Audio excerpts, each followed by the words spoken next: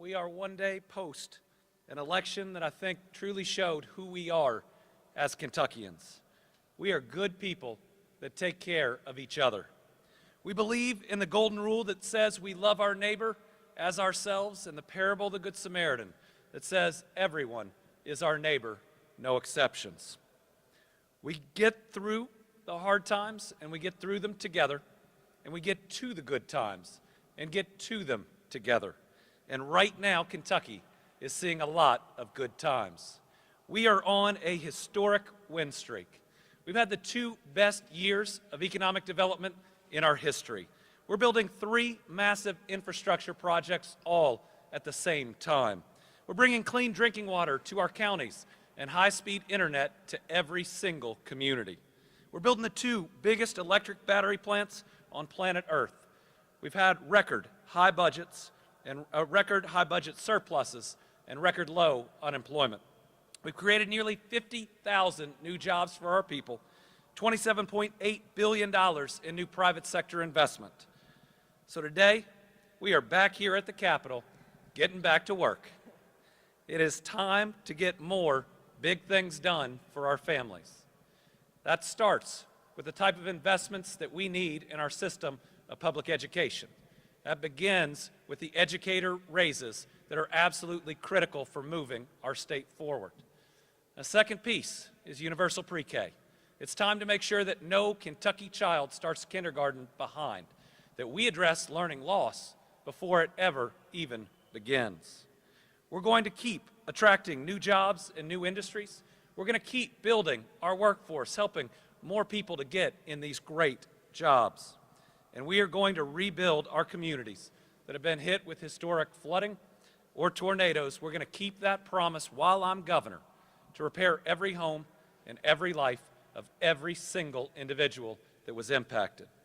I pledge today to continue to be a governor that serves everyone, that I will never view this state as having red counties or blue counties, but just counties of our Kentucky families.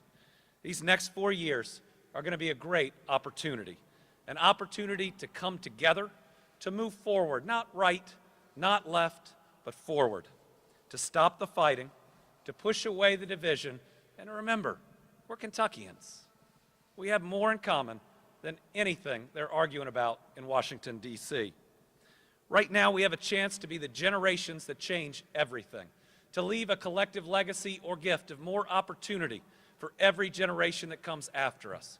We are seeing an economy transform at a rate I've never seen, and an opportunity to do better for every Kentuckian that comes after us. I think that's the gift every parent wants to leave to their kids, that everyone in government should want to leave to this Commonwealth. So my goal as governor, but also as a dad, is to truly build that better Kentucky where my kids and everyone else's can dream as big as they want and chase those dreams right here in Kentucky, and I know we can do that together. I want to thank my family. I want to thank our Lieutenant Governor. Her efforts these last 4 years and significant efforts on the campaign trail. And I want to thank the people of the Commonwealth of Kentucky. We're getting a lot of really nice emails right now. And each and every person out there, thank you for believing in us. We believe in you too. We believe that our state has so much potential to be a top 10 state economy, to be a land of opportunity, and maybe to be one of the first places that can say we are not going to let these anger politics, this division, attempts to foster hate and fear. We are not going to let that happen here. That we are better than that. That we care about our neighbor regardless what their registration is or whether we agree with them on every single issue. Now, that's the type of Kentucky that's going to continue to attract employers of the future. That's the type of Kentucky I think we've always dreamed of, and this is our best shot of making it happen. So with that, as long as, Winnie, you don't have any comments, we'll open it up to questions. Governor, we've heard some comments from Republican lawmakers. Senator Thayer said there's no incentive to work with you. President Stiver says he hopes you'll be more collaborative in a second term. Do you have any reaction to that and your hope for your relationship with the legislature going forward? My hope is that we won't see this kind of outward bickering. I meet with legislators regularly in my office. I remember once I met with a legislator in my office, and later on the floor, they said that I never meet with them. So, but yeah, we're going to make double our efforts to make sure that we are building the type of relationships where we can get things done. Now, the phone works both ways, and we need to make sure that everyone is reaching out. And listen, I'm not going to respond to the negative. I mean, when somebody is yelling and you yell back, there's just two people yelling. You know, my goal is to try to continue to be an adult, to continue to operate in a way that makes people proud and hopefully allows people's children to watch what we say and what we do. Governor, you brought up teacher raises. Getting much of the legislature to get behind some of your proposals with regard to that was difficult for you in your first term. What would you tell Kentuckians as far as what you're going to do differently to ensure, because 11% is a big amount, what makes you confident that things will be different this time around? If you look at the results of the first term, 620 plus bipartisan bills, two big wins that I think some of the same people said they would never do while I was governor, medical marijuana as well as sports betting. $500 million in clean drinking water, the internet money we're seeing out there, the capping of insulin, law that requires mental health to be treated as physical health. We've gotten a lot of important bills passed, but now they don't have to worry about whether it's a win or a loss for me. Right? I'm term limited.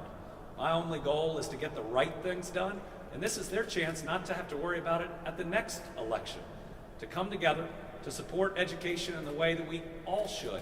And remember, for many of these legislators, the school system is the largest employer in their region.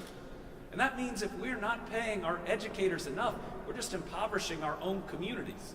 I mean, this is our chance to not only pay teachers closer to what they're worth, but to boost the economy in each and every one of these areas. And listen, our shortage looks like it's going to be even worse. And when you look at social workers, you look at corrections officers, DJJ officers, state troopers, every time we've provided a raise, more people have come into the profession.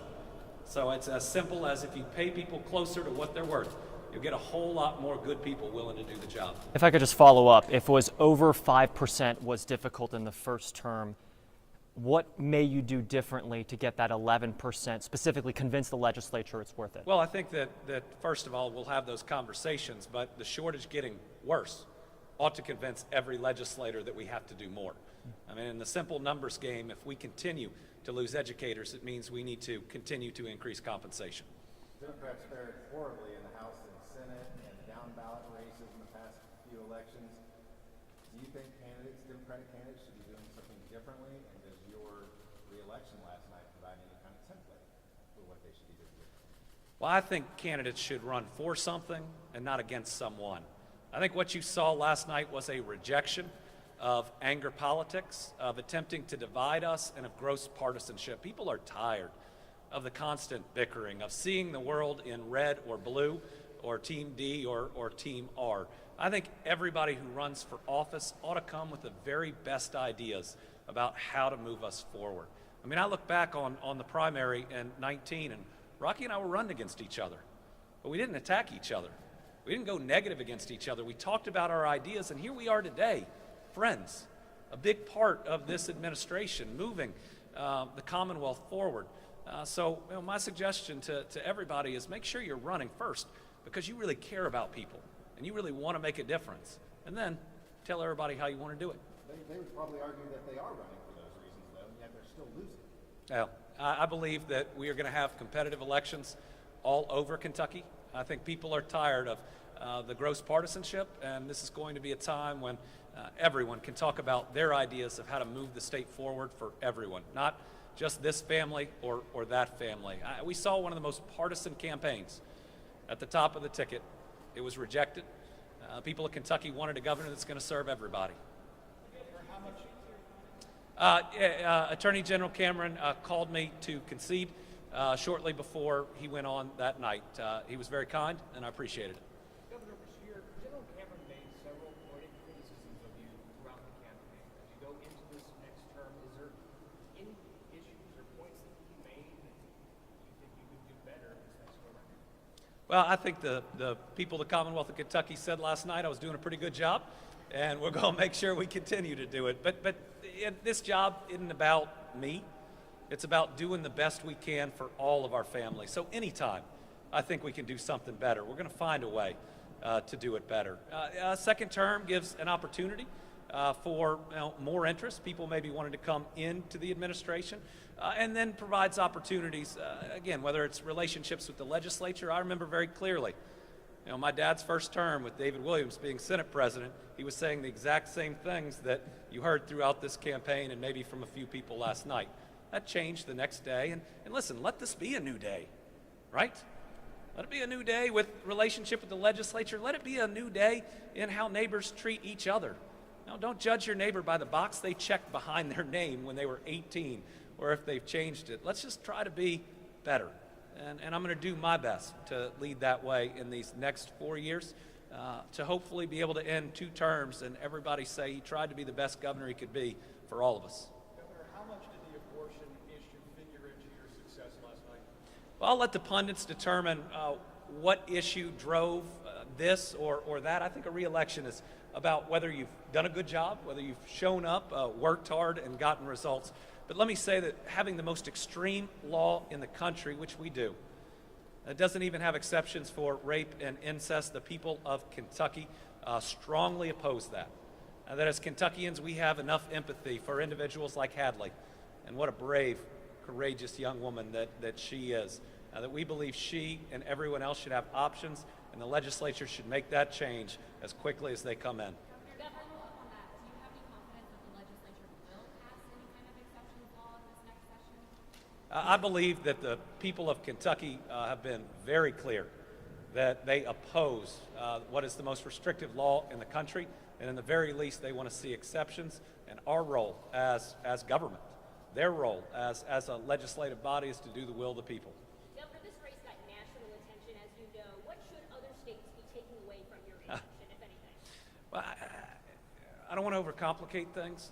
I just believe if you show up every single day, you work as hard as you can, you get results, and then you truly care about what you do and the people you serve, that's not only the right way to govern, it's a winning formula. Your victory has gotten attention nationwide given the presidential election next year.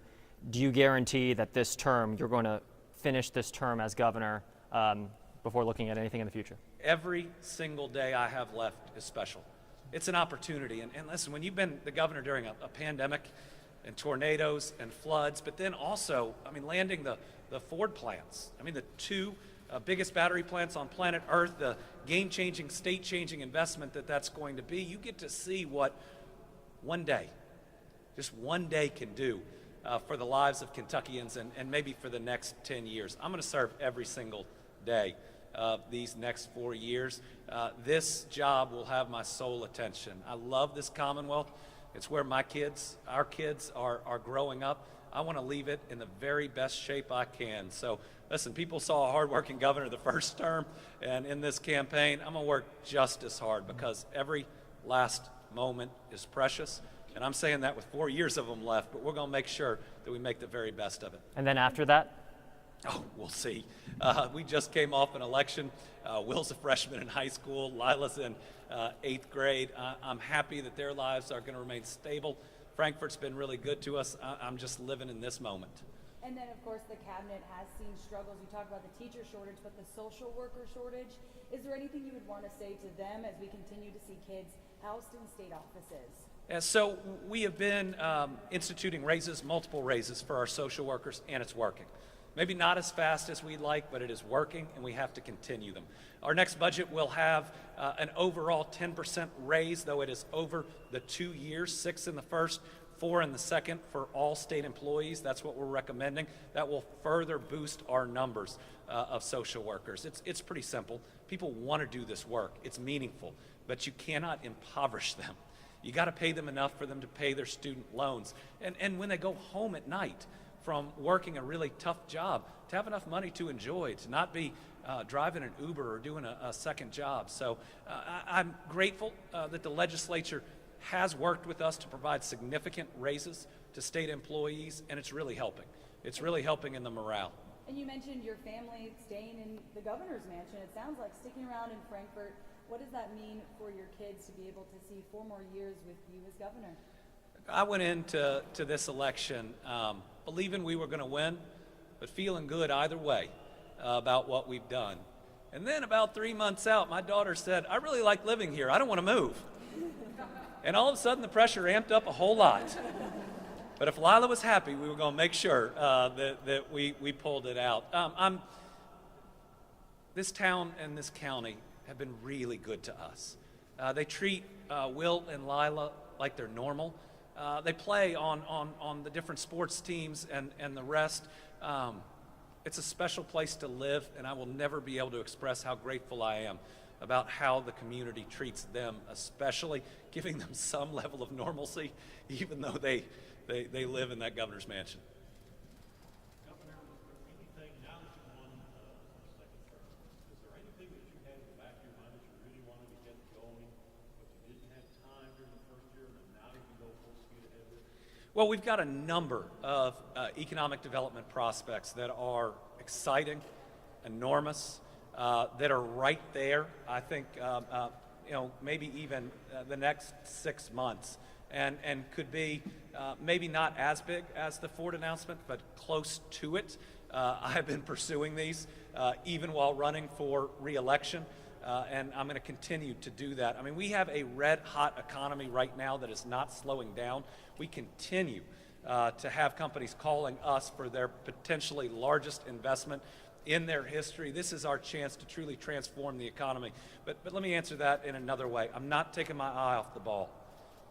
Now, if I gave advice to people in other states, it's that our citizens don't wake up thinking about Trump or Biden. They wake up thinking about their job, getting their kids fed, whether they can afford to take their parents to a doctor, whether they feel safe in their community, the education that their kids are getting. Those are the real everyday experiences of our people.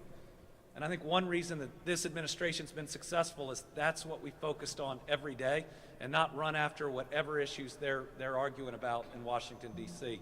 This administration, the Beshear-Coleman administration, is going to get up every day to address those everyday concerns of our people. Hi, guys. Our lieutenant governor has been a phenomenal partner, has really grabbed a hold not just of the education, but the economic development side. We do joint meetings on virtually everything we do. We are partners. So if you ask me what her role is, it's everything. Thanks. You want to add anything? Okay. Well, she just asked if I would run for governor in 2027. I think that's a little bit like putting Christmas decorations out before Halloween. We just got through this election, and we have a lot to accomplish. We've got a lot of really good things going on in Kentucky, and so my main focus is going to be continuing to support this administration moving forward. And then we'll see what comes in the future, but right now there's just so much potential, and we've got to make sure that we work really hard to see that through. Governor, some have I speculated. will not run for governor in 2027. Any other offices? Right now, I'm just excited about this re-election. I have no plans for the future. I am going to have to pay for Will and Lila's college, so we'll figure something out along the way. Some have speculated this being, not to be dramatic, but essentially the end of the Democratic Party, at least in the executive branch after you. Do you have anything to say as far as the confidence that maybe that won't be the case? I'm confident that that's not the case. I think we've got a lot of talented people out there that are doing great work, and that we will have great candidates and a great ticket, but that's 4 years from now. Nobody here got a lot of sleep last night. We're all, at least on this side, pretty excited, so we're living in the day. All right, thank you all very much. Thank you. Thank you guys for watching. Thank you all. Hi. All right. Come on, Winnie. I promise more press conferences with Winnie.